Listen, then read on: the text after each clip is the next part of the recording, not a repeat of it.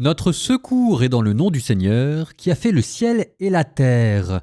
Nous commençons aujourd'hui une nouvelle partie dans le livre d'Ézéchiel qui décidément s'avère bien plus structurée que ce que les visions inaugurales laissaient présager. Ézéchiel, qui est pourtant l'homme de toutes les excentricités, s'avère un remarquable logicien. Vous aurez, Ézéchiel 33-21, une phrase historiquement datée. La 12e année de notre exil, le 5e jour du 10e mois, un rescapé de Jérusalem vint vers moi pour dire « La ville est tombée ». Vous avez donc un ancrage historique. C'est pas le premier qu'on avait eu. On avait commencé le livre d'Ézéchiel longtemps avant le siège de Jérusalem, puis ensuite chapitre 24, on vous avait dit c'est aujourd'hui qu'il va commencer, et voilà que maintenant le siège est passé. Donc on progresse. Première structure chronologique. Mais à cette structure chronologique, Ézéchiel ajoute une deuxième structure. Dans une première partie du livre, il vous avait donné un repère historique. Deuxième partie du livre, il vous en donne un nouveau. Première partie du livre, il vous avait dit à un moment donné qu'il n'y avait plus personne sur la brèche.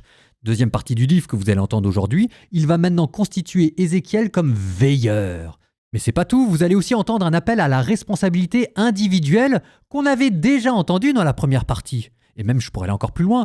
Dans la première partie, on avait commencé par une vision du temple, la gloire de Dieu qui quittait le temple. Dans une deuxième partie, tout à la fin, on verra à nouveau une vision du temple.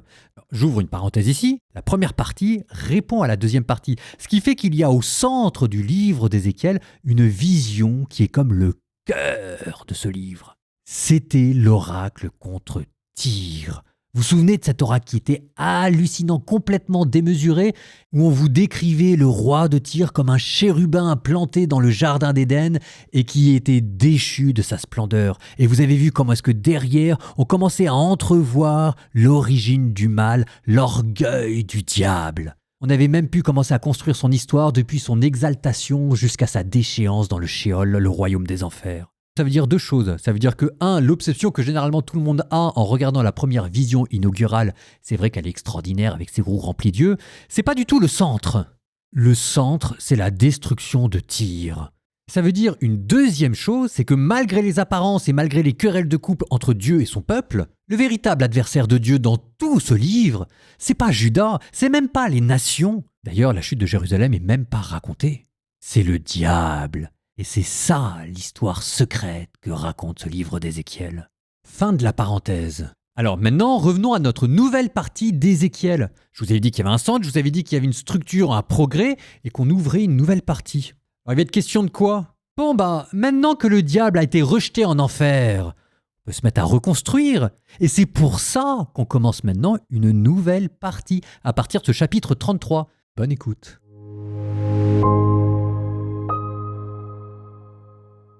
La parole me fut adressée.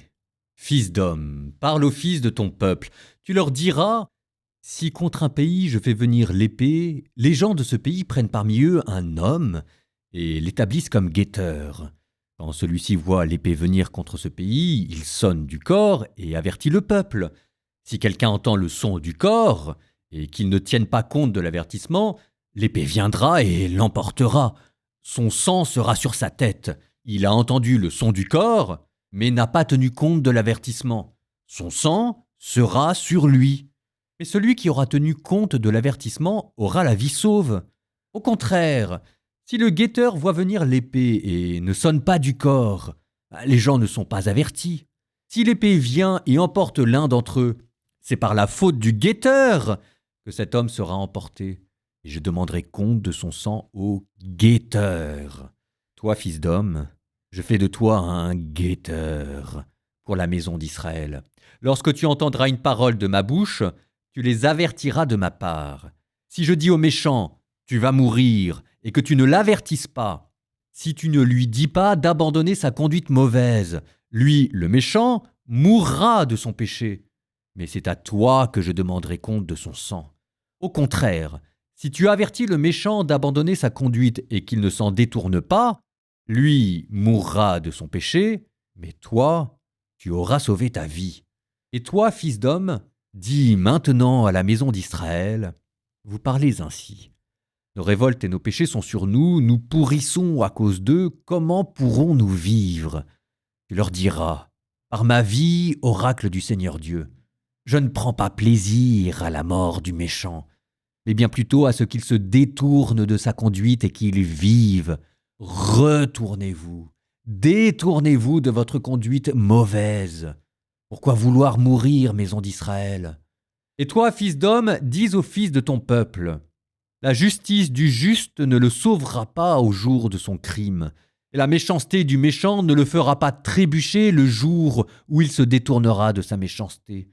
Le juste ne pourra pas vivre de sa justice au jour de son péché. Si je dis au juste qu'il vivra certainement, et que celui-ci, fort de sa justice, commette le mal, aucun de ses actes justes ne sera retenu, il mourra en raison du mal qu'il a commis. Si je dis au méchant, c'est certain, tu mourras, et qu'il se détourne de son péché pour pratiquer le droit et la justice, s'il rend le gage, restitue ce qu'il a volé, s'il marche selon les décrets qui font vivre, en évitant de commettre le mal, c'est certain, il vivra, il ne mourra pas. Aucun des péchés qu'il a commis ne sera retenu contre lui. Il pratique le droit et la justice, et c'est certain, il vivra. Les fils de ton peuple disent, la conduite du Seigneur n'est pas la bonne. N'est-ce pas leur conduite qui n'est pas la bonne? Si le juste se détourne de sa justice, commet le mal et en meurt, si le méchant se détourne de sa méchanceté, pratique le droit et la justice et en vit, alors vous dites, la conduite du Seigneur n'est pas la bonne. Et je vous jugerai chacun selon sa conduite, maison d'Israël. Un rescapé arriva vers moi de Jérusalem pour dire « La ville est tombée ». La main du Seigneur avait été sur moi le soir précédant la venue du rescapé, et quand celui-ci arriva vers moi le matin, le Seigneur m'ouvrit la bouche. Ma bouche s'ouvrit, je n'étais plus muet. La parole du Seigneur me fut adressée. Fils d'homme, ceux qui habitent ces ruines sur le sol d'Israël disent « Abraham était seul quand il eut le pays en possession, or nous sommes nombreux. C'est à nous que le pays est donné en possession. » Et pourquoi tu leur diras, ainsi parle le Seigneur Dieu, vous mangez auprès du sang, vous levez les yeux vers vos idoles immondes, vous répandez le sang, et vous posséderiez le pays, vous vous appuyez sur votre épée, vous les femmes, vous vous livrez à l'abomination, et vous les hommes, vous rendez impure la femme de votre prochain, et vous posséderiez le pays. Tu leur diras ceci. Ainsi parle le Seigneur Dieu. Par ma vie, ceux qui sont dans les ruines tomberont par l'épée. Celui qui est plein de champs, je le donne en pâture aux bêtes sauvages. Ceux qui sont dans les lieux sûrs, dans les cavernes, mourront de la peste. Je ferai du pays une désolation. L'orgueil de sa force sera supprimé. Les montagnes d'Israël seront des lieux désolés, car nul n'y passera plus. On saura que je suis le Seigneur, quand j'aurai fait du pays une solitude désolée à cause de toutes les abominations qu'ils ont commises. Et toi, fils d'homme, les fils de ton peuple discutent à ton sujet le long des murs et aux portes des maisons, se parlant l'un à l'autre, chacun à son frère. Ils disent « Venez écouter quelle parole vient du Seigneur !» Et ils vont vers toi comme se rassemble le peuple. Ils s'assiedent devant toi.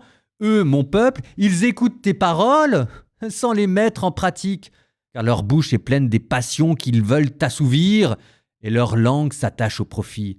Te voilà pour eux comme un chant passionné, à la sonorité agréable, avec une belle musique. Ils écoutent tes paroles, mais personne ne les met en pratique. Quand ce que tu as dit arrivera, et voici cela arrive, ils sauront qu'il y avait un prophète au milieu d'eux.